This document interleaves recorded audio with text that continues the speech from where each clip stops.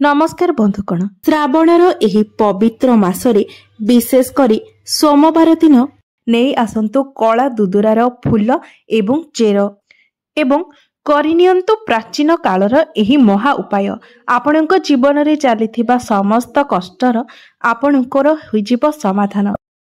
भगवान शनिदेवंकर चरण रे एही कला दुदुरा फूलर गोटिए लेखाएं फूल अर्पण करती एवं प्रभु शनिदेवंकर बीज मंत्रर जप करती तेबे कुंडली रे सेही व्यक्तिंकर नवग्रहंकर स्थिति ठीक हो जाय थाए।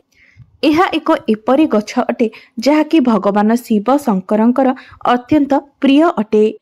आपण माने समस्ते जानती प्रभु शिव शंकर एही समग्र सृष्टि को रक्षा करिबा पाई निजे हलाहल विषर पान करथिले। मात्र जो समय से हलाहल विष को पान करुथिले सेही विषर किछि बुंदा एही धरा धामरे पड़िथिला एवं सेही बुंदाटी पड़िबा कारणरु ही एही गछर उत्पत्ति होइथिला। सेथिपाई माना जाए जे एही गछटी प्रभु शिव शंकरंकर अत्यंत प्रिय अटे। तेबे बंधु माने जदि आपणकर कौनसी मनोस्कामना पूर्ण हेउ नाही तेबे निजर मनोस्कामना को पूर्ण करिबा पाई आपण एही गछर पत्र को व्यवहार करिवे।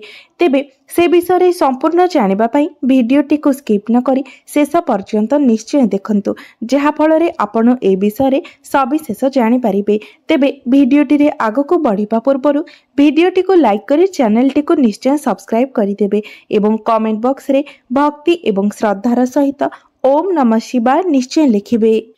बंधु माने आपण माने समस्ते जानती दुदुरा गछरे तीनोटी रंगर फूल फुटी थाए। गोटिए हेउछि धला दुदुरा फूल, गोटिए हेउछि नील रंगर दुदुरा फूल, आउ गोटिए हेउछि कला रंगर दुदुरा फूल।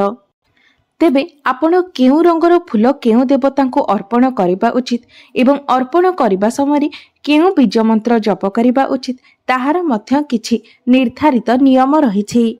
बंधु माने आपण माने जदि धनजनित समस्या रे घेरी रहिछंती तेबे आपण एही गछर व्यवहार करी सेही सबु गुडिक समस्यार समाधान करि पारिबे।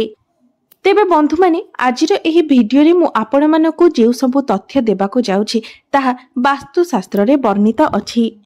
आपण माने समस्ते जानती आमे माने जेते बेले गोटे नुआ घर तैयारी करिथाउ सेते बेले आमे सबु बेले नियो उपरे गुरुत्व देइथाउ। आमे सबु बेले नियो को मजबूत करिबा पाई चेष्टा करिथाउ, कारण एही नियर मूलदुआ उपरे ही आमर संपूर्ण घरटीर अवस्थान होइथाए।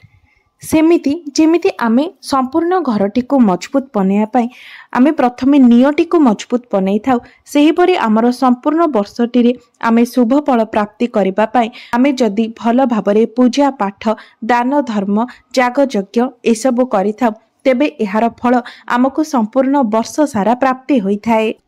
तेबे आपण एही उपायटी पालन करिनियंती तेबे आपणको संपूर्ण वर्षटी रे शुभ फल प्राप्ति हेबो। जदि आपणकर कुंडली रे नवग्रहंकर स्थिति ठीक नाही तेबे नवग्रहंकर स्थिति मध्य ठीक होई जिवो एवं आपणको निश्चय भाबरे यार शुभ फल मध्य प्राप्ति हेबो। तेबे एही प्रथम उपायटी हेउछि मां लक्ष्मी को पई, जहा द्वारा संपूर्ण वर्षटी रे आपणक जीवन रे कोनोसी भी प्रकारर धन जनित समस्या आसीब नाही, आपणक जीवन रे धनर अभाव हेबो नाही। तेबे बंधु माने एही प्रक्रियाटी अत्यंत सहज अटे। तेबे एही प्रक्रिया पई आपणको धला रंगर दुदुरा फूलर आवश्यकता रहिछि एवं 4टी शुक्रवार पर्यंत आपणको लगातार भाबरे एही प्रक्रियाटी को करिवार अछि। तेबे बंधु माने एथिपाई आपणको सूर्यास्त परे 7टारु 9टा भितरर समय को अत्यंत उत्तम बोली माना जायथाय एवं शुक्रवार दिन सूर्यास्त परे 7टारु 9टा भितरे आपणको एही फूल को आनिबार अछि। तेबे आपण एही पूजा मध्य 7टारु 9टा मध्यरे करिबा उचित, जहाँकि सूर्यास्त परे अटे। तेबे आपणको घरे जदि मां लक्ष्मीकर फोटो किंबा मूर्ति रहिछि तेबे एहा अत्यंत भल। जदि नाही तेबे आपण मां लक्ष्मीकर फोटो किंबा मूर्ति आनी स्थापन करंतु। एहा परे मां को सम्मुखरे गोटे घियर दीप प्रज्वलन करंतु। तापरे एही धला रंगर दुदुरा फूलरु गोटे मां को चरण रे रखी श्री मंत्रर उच्चारण करंतु। तापरे आपण हाथ जोड़ी मां को सम्मुखरे निजर मनोस्कामना को प्रकाश करंतु। एही उपायटी को आपणको लगातार भाबरे 4टी शुक्रवार पर्यंत करिवार अछि। बंधु माने ଏହି ଶ୍ରୀଂ ମନ୍ତ୍ରଟିରେ ଏତେ ଶକ୍ତି ଥାଏ ଯେ ଏହି ଶ୍ରୀଂ ମନ୍ତ୍ରର ଉଚ୍ଚାରଣ ମାତ୍ରେ ହିଁ ଜପ ମାତ୍ରେ ହିଁ ଆପଣଙ୍କ ଜୀବନରୁ ଅନେକ ଗୁଡ଼ିଏ କଷ୍ଟ ଦୂର ହୋଇଯାଇଥାଏ।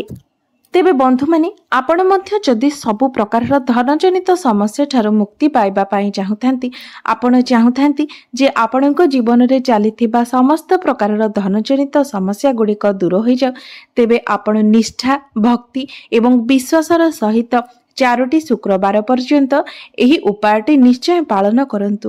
ଦେଖିବେ ଆପଣଙ୍କୁ ନିଶ୍ଚୟ ଭାବରେ ମା ଲକ୍ଷ୍ମୀଙ୍କର ବିଶେଷ କୃପା ପ୍ରାପ୍ତ ହେବ ଏବଂ ଆପଣଙ୍କ ଜୀବନରେ ଚାଲିଥିବା ଧନଜନିତ ସମସ୍ତ ସମସ୍ୟା ଗୁଡ଼ିକ ମଧ୍ୟ ଦୂର ହୋଇଯିବ।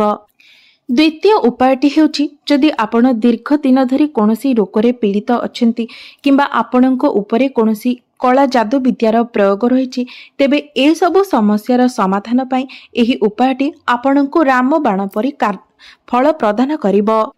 ତେବେ ଏଥିପାଇଁ ଆପଣଙ୍କୁ ନୀଳ ରଙ୍ଗର ଦୁଦୁରା ଫୁଲର ଆବଶ୍ୟକତା ରହିଛି ଏବଂ 3ଟି ସୋମବାର ପର୍ଯ୍ୟନ୍ତ ଆପଣଙ୍କୁ ଏହି ପ୍ରକ୍ରିୟାଟି କରିବାର ଅଛି।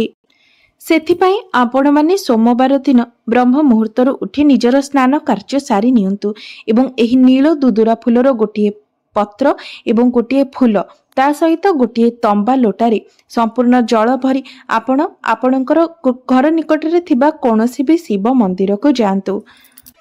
ତାପରେ ଆପଣ ଭଗବାନ ଶିବ ଶଙ୍କରଙ୍କ ଉପରେ ଏହି ପତ୍ର ଏବଂ ଫୁଲକୁ ଅର୍ପଣ କରନ୍ତୁ। ତାପରେ ସେହି ଜଳକୁ ଧୀରେ ଧୀରେ ଅର୍ପଣ କରନ୍ତୁ। ତାପରେ ପ୍ରଭୁ ଶିବ ଶଙ୍କରଙ୍କର ମନ୍ତ୍ରକୁ 503 ଥର ଉଚ୍ଚାରଣ କରନ୍ତୁ। ପ୍ରଭୁ ଶିବ ଶଙ୍କରଙ୍କର ମନ୍ତ୍ର ହେଉଛି ଓମ୍ ନମଃ ଶିବାୟ। ଏହି ଓମ୍ ନମଃ ଶିବାୟକୁ ଆପଣ 503 ଥର ଜପ କରନ୍ତୁ। ଯଦି ଆପଣ 3ଟି ସୋମବାର ପର୍ଯ୍ୟନ୍ତ ଏହି ଉପାୟଟିକୁ ଭକ୍ତି, ନିଷ୍ଠା ଏବଂ ବିଶ୍ୱାସର ସହିତ କରନ୍ତି, ତେବେ ଆପଣଙ୍କ ଜୀବନରେ ଥିବା ସମସ୍ତ ପ୍ରକାରର ରୋଗ, କଳା ଯାଦୁର କଷ୍ଟ କିମ୍ବା ଅନ୍ୟ କୌଣସି ଯେକୌଣସି କଷ୍ଟ ହୋଇଥାଉ ତାହା ଆପଣଙ୍କ ଜୀବନରୁ ଦୂରେଇ ଯିବ। ତୃତୀୟ ଉପାୟଟି ହେଉଛି, ଯଦି ଆପଣଙ୍କୁ ଆପଣଙ୍କ ଭାଗ୍ୟର ସାଥ ମିଳୁନାହିଁ, ଆପଣଙ୍କର କୁଣ୍ଡଳୀରେ ନବଗ୍ରହଙ୍କର ସ୍ଥିତି ଠିକ୍ ନାହିଁ, ତେବେ ଏହି ଉପାୟଟି ଦ୍ୱାରା ଆପଣଙ୍କ କୁଣ୍ଡଳୀରେ ନବଗ୍ରହଙ୍କର ସ୍ଥିତି ଠିକ୍ ହୋଇଯିବ। ଆପଣଙ୍କୁ ସମସ୍ତ ଗ୍ରହମାନଙ୍କର ଶୁଭ ଫଳ ମିଳିବ, ଯାହାଫଳରେ ଆପଣଙ୍କର ଭାଗ୍ୟ ଆପଣଙ୍କୁ ସାଥ ଦେବ ଏବଂ ଆପଣ କରୁଥିବା ପ୍ରତ୍ୟେକ କାର୍ଯ୍ୟରେ ଆପଣଙ୍କୁ ସଫଳତା ମିଳିବ। ଆପଣଙ୍କୁ ନିଜର ପ୍ରତ୍ୟେକ କାର୍ଯ୍ୟରେ, ପ୍ରତ୍ୟେକ ଜାଗାରେ ସମ୍ମାନ ଏବଂ ପ୍ରତିଷ୍ଠା ମଧ୍ୟ ପ୍ରାପ୍ତ ହେବ। ତେବେ ଆପଣ ମଧ୍ୟ ଯଦି ଚାହୁଁଛନ୍ତି ଯେ ଆପଣଙ୍କର ଦୁର୍ଭାଗ୍ୟ ସୌଭାଗ୍ୟରେ ପରିଣତ ହୋଇଯାଉ, ତେବେ ଏହି ଉପାୟଟିକୁ ଧ୍ୟାନ ଦେଇ ଶୁଣନ୍ତୁ।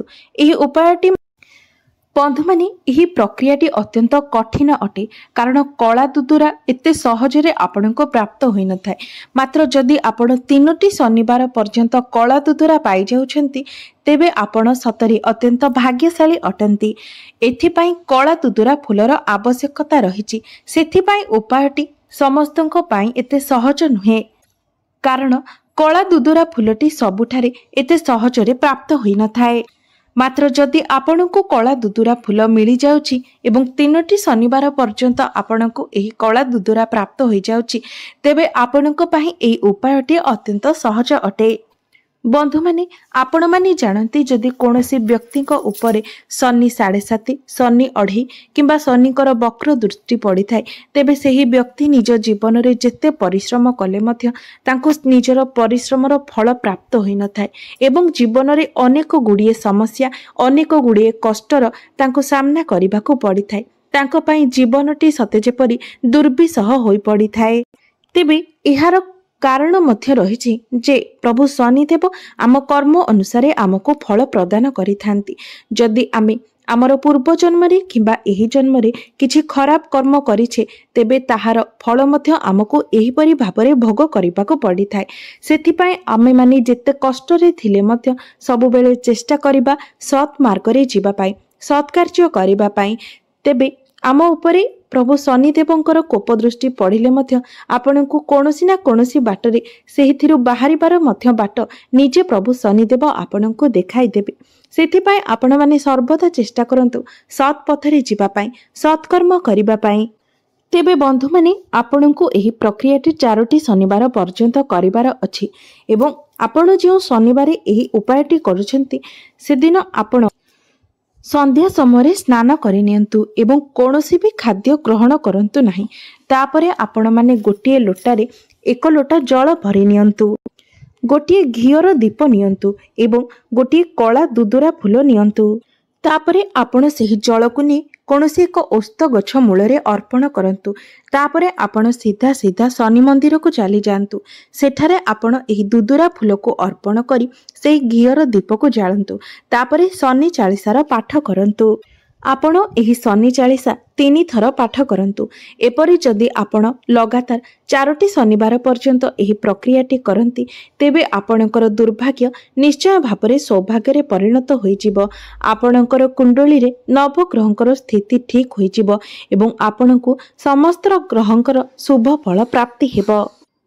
तेबे बंधु माने आपणको जति मोर एही भिडियोटी भलो लागि थाए तेबे भिडियोटी को लाइक करी चैनल टी को सब्सक्राइब करि देबे एवं कमेंट बॉक्स रे भक्ति एवं श्रद्धार सहित ओम नमः शिवाय हर हर महादेव निश्चय लिखिबे।